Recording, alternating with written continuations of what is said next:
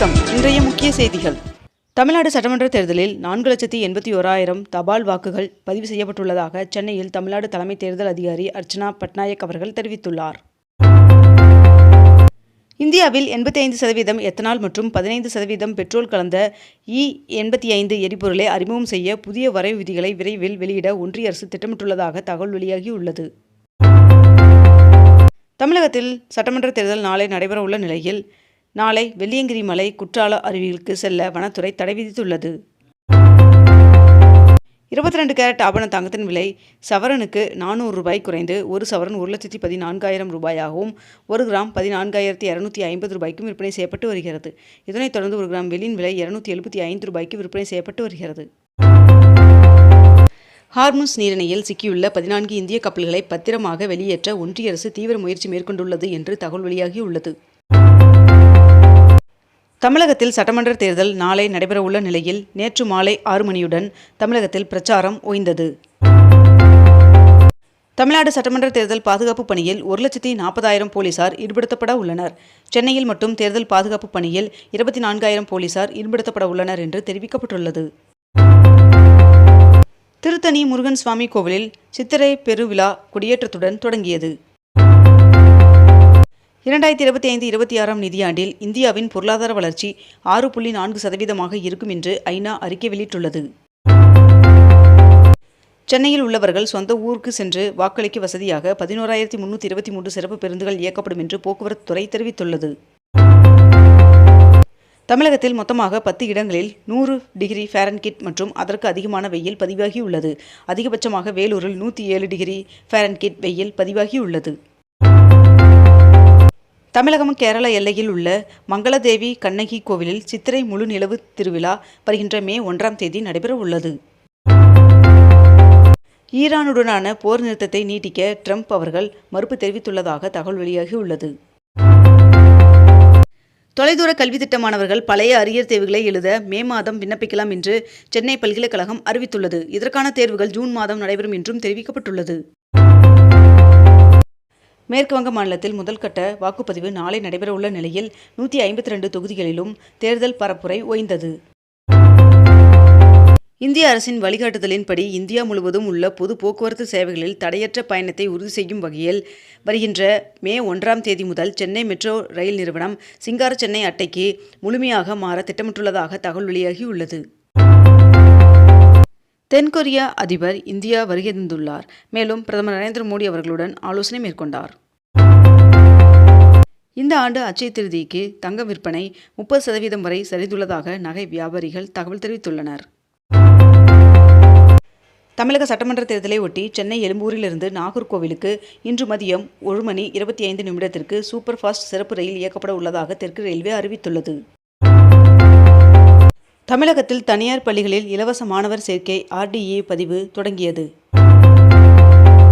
JEE முதன்மை தேர்வு session 2 முடிவுகளை தேசிய தேர்வு முகமை வெளியிட்டது. தமிழகத்தில் தேர்தலையொட்டி வருகின்ற 23ஆம் தேதியன்று கொடைக்கானல், தூண்பாறை, குணா குகை, பைன் மரக்காடுகள் உள்ளிட்ட சுற்றுலா தலங்கள் மூடப்படும் என்று வனத்துறை அறிவித்துள்ளது. தவேக தலைவர் விஜய் அவர்களிடமிருந்து விவாகரத்து கோரி மனைவி சங்கீதா அவர்கள் தொடர்ந்த வழக்கு விசாரணை ஜூன் 15ஆம் தேதிக்கு ஒத்திவைக்கப்பட்டுள்ளது. முருகப்பெருமானின் 5ஆம் படை வீடாக விளங்கும் திருத்தணி முருகன் சுவாமி கோவிலில் 11 நாட்கள் நடைபெறும் சித்திரை மாத பிரம்மோற்சவ விழா கொடியேற்றத்துடன் துவங்க உள்ளது. வருகின்ற ஏப்ரல் 26ஆம் தேதி வரை டெல்டா, மேற்கு தொடர்ச்சி மலை மற்றும் தென் மாவட்டங்களில் ஒரு சில இடங்களில் மழை பெய்ய வாய்ப்புள்ளதாக வானிலை மையம் தகவல் தெரிவித்துள்ளது. ஹார்முஸ் நீரிணையில் பிரான்ஸ் நாட்டை சேர்ந்த ஒரு கப்பலுக்கு ஈரான் துப்பாக்கி சூடு நடத்தியுள்ளதாக தகவல் தெரிவிக்கப்பட்டுள்ளது. மதுரை மீனாட்சியம்மன் சுவாமி கோவிலின் சித்திரை திருவிழா கொடியேற்றத்துடன் தொடங்கிய நிலையில் 29ஆம் தேதி தேரோட்டம் நடைபெற உள்ளதாக தெரிவிக்கப்பட்டுள்ளது. இனி முகவரி சான்று தேவையில்லை என்றும் அரசு அடையாள அட்டையான ஆதார், வாக்காளர் அட்டை, ஓட்டுநர் உரிமம் போன்றவற்றை மட்டும் காண்பித்து 5 கிலோ LPG சிலிண்டரை உடனடியாக பெற்றுக்கொள்ளலாம் என்று தெரிவிக்கப்பட்டுள்ளது. மேலும் இண்டேன் பாரத் போன்ற நிறுவனங்கள் இந்த சிலிண்டர்களை வழங்குகின்றது. IPL 2026 தொடரில் நேற்று நடைபெற்ற போட்டியில் கொல்கத்தா நைட் ரைடர்ஸ் அணி ராஜஸ்தான் ராயல்ஸ் அணியை 4 விக்கெட் வித்தியாசத்தில் வீழ்த்தியது. தொகுதி மறுவரையறை மசோதா தோல்வி அடைந்ததை தொடர்ந்து நாடாளுமன்றத்தின் இரு அவைகளும் தேதி குறிப்பிடாமல் ஒத்திவைக்கப்பட்டது. பீகார் முதல்வர் சௌத்ரி அவர்களுடன் நிதிஷ்குமார் சந்தித்து பேசினார். கிருஷ்ணா கால்வாய் சீரமைப்பு பணிகள் மீண்டும் தொடங்கியது. மதுரை மாவட்ட நீதிமன்ற வளாகத்தில் புதிய கூடுதல் நீதிமன்ற கட்டடத்தை உச்சநீதிமன்ற தலைவர் நீதிபதி சூரியகாந்த் அவர்கள் திறந்து வைத்தார். ஏர்வாடி தர்கா சந்தனக்கூடு விழாவை ஒட்டி ராமநாதபுரம் மாவட்டத்திற்கு வருகின்ற மே 11ஆம் தேதி உள்ளூர் விடுமுறை அறிவிக்கப்பட்டுள்ளது. மும்பையில் உள்ள 164 பள்ளிகள் எந்தவித அனுமதியுமின்றி இயங்கி வருவதாக தகவல் வெளியாகியுள்ளது. மத்திய அரசு ஊழியர்கள் ஓய்வூதியதாரர்களுக்கு 2% அகவிலைப்படி உயர்வு என்று மத்திய அமைச்சரவை ஒப்புதல் வழங்கியுள்ளதாக தகவல் வெளியாகியுள்ளது. மகளிர் இடஒதுக்கீடு மசோதா தோல்வியை அடுத்து பிரதமர் நரேந்திர மோடி அவர்கள் அனைத்து இந்திய பெண்களிடமும் நான் மன்னிப்பு கேட்டுக்கொள்கிறேன் என்று தெரிவித்துள்ளார். ஹார்முஸ் நீரிணையை கடக்க முயன்ற இந்திய கப்பல்களை தாக்கியதை கண்டித்து டெல்லியில் உள்ள ஈரான் தூதருக்கு வெளியுறவு அமைச்சகம் சம்மன் அனுப்பியுள்ளது. தமிழகம் முழுவதும் 85 வயதிற்கு மேற்பட்ட முதியோர்கள் மற்றும் மாற்றுத்திறனாளிகள் 1,41,000 பேர் இதுவரை வாக்களித்திருப்பதாக தேர்தல் ஆணையம் தெரிவித்துள்ளது. 12 ஆண்டுகளில் மோடி அரசு கொண்டு வந்த அரசியல் திருத்த சட்ட மசோதா முதன்முறையாக தோற்கடிக்கப்பட்டுள்ளது என்று ராகுல் காந்தி அவர்கள் தெரிவித்துள்ளார். 2040ஆம் ஆண்டிற்குள் மனிதர்களை நிலவுக்கு அனுப்பும் நோக்கில் இந்தியா பணியாற்றி வருவதாக இஸ்ரோ தலைவர் நாராயணன் அவர்கள் தெரிவித்துள்ளார். சட்டமன்ற தேர்தலை முன்னிட்டு ஏப்ரல் 21ஆம் தேதி முதல் 10,663 சிறப்பு பேருந்துகள் இயக்கப்பட உள்ளதாக தெரிவிக்கப்பட்டுள்ளது.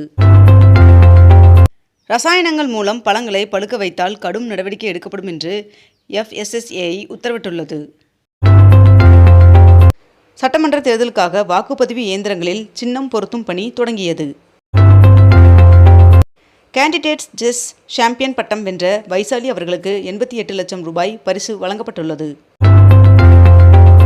இஸ்ரேல் மற்றும் லெபனான் இடையே 10 நாள் போர் நிறுத்த ஒப்பந்தத்தை தொடர்ந்து எண்ணெய் வர்த்தகத்தின் முக்கிய வழித்தடமான ஹார்முஸ் நீரிணை மீண்டும் கப்பல் போக்குவரத்திற்காக திறக்கப்படுவதாக ஈரான் அறிவித்துள்ளது. சட்டவிரோத ஆற்று மணல் வழக்கில் முன்னாள் அமைச்சர் MR விஜயபாஸ்கர் அவர்கள் சரணடைய ஏப்ரல் 28ஆம் தேதி வரை கால அவகாசம் வழங்கப்பட்டுள்ளது.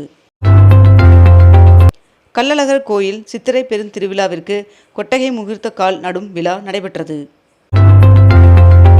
மேட்டூர் அணைக்கு நீர்வரத்து 148 கன அடியாக சரிந்துள்ளது. தமிழகத்தின் உள் தமிழக மாவட்டங்களில் 5 நாட்களுக்கு அதிகபட்ச வெப்பநிலை இயல்பை விட அதிகரிக்கக்கூடும் என்று சென்னை வானிலை ஆய்வு மையம் எச்சரிக்கை விடுத்துள்ளது. இத்துடன் இன்றைய தலைப்புச் செய்திகள் நிறைவடைகின்றன. மேலும் இதுபோன்ற அண்மை தகவல்களை உடனுக்குடன் தெரிந்து கொள்ள அக்னிபூ சேனலை சப்ஸ்கிரைப் செய்து கொண்டு தொடர்ந்து இணைந்திருங்கள். நன்றி, வணக்கம்.